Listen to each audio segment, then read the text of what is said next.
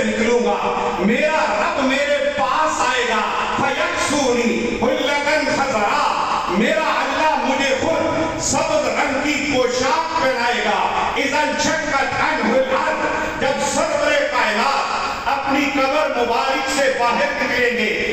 خرج فی 70,000 من الملائکۃ یزفونہ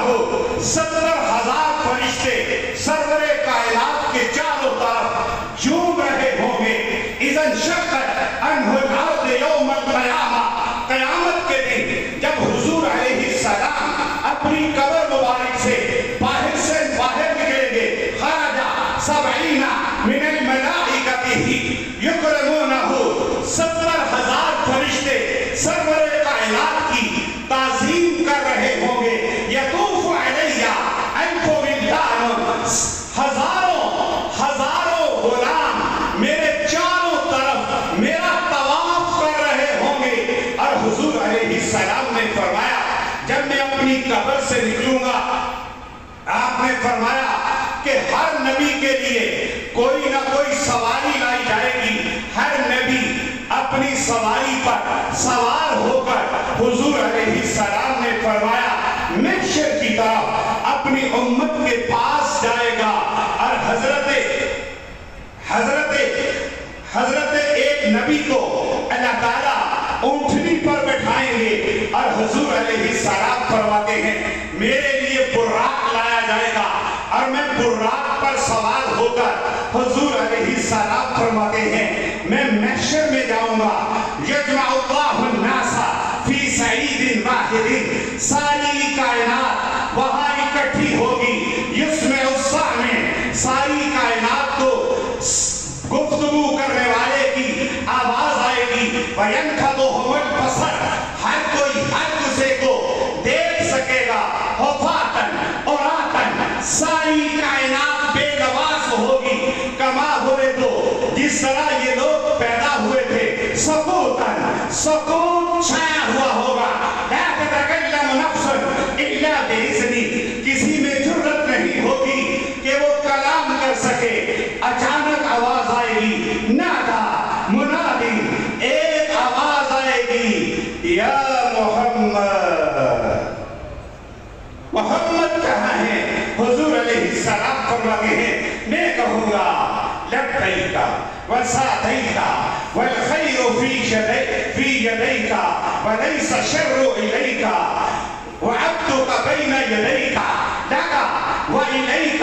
سبحان رب العرش سرور کائنات علیہ السلام فرماتے ہیں پھر وہاں سارے نبیوں کے لیے کرسیاں لگائی جائیں گی للانبیاء منابر من ذہب وہ کرسیاں سونے کی ہوں گی یجلسون علیہا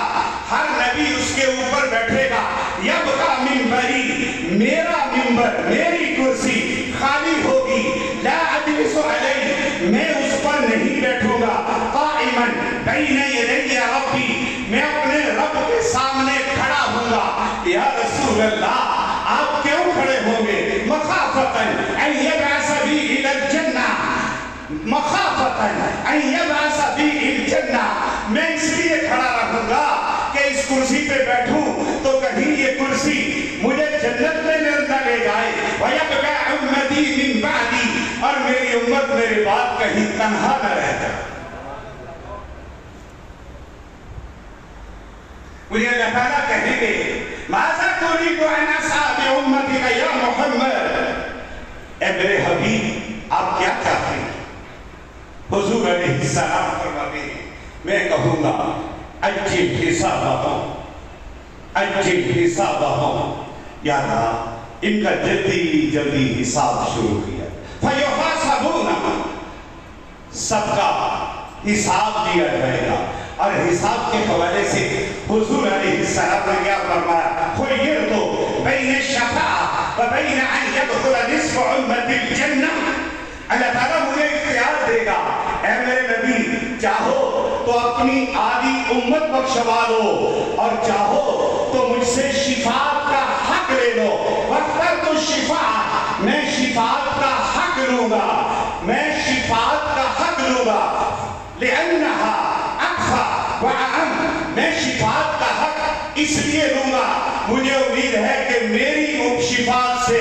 میری آدھی امت سے بھی زیادہ امت جنت میں چلی جائے. اترونہا للمتقین. حضور فرماتے ہیں تمہارا کیا خیال ہے میں شفاعت کا حق اپنی امت کے نیکوں کے لیے لوں گا؟ فرمایا نہیں ولیکنہا للخاطئین المذنبین المتلبسین. میں اللہ سے جو شفاعت کا حق لوں گا نیکوں کے لیے نہیں لوں گا، اپنی امت کے گناہگاروں کے لیے لوں گا.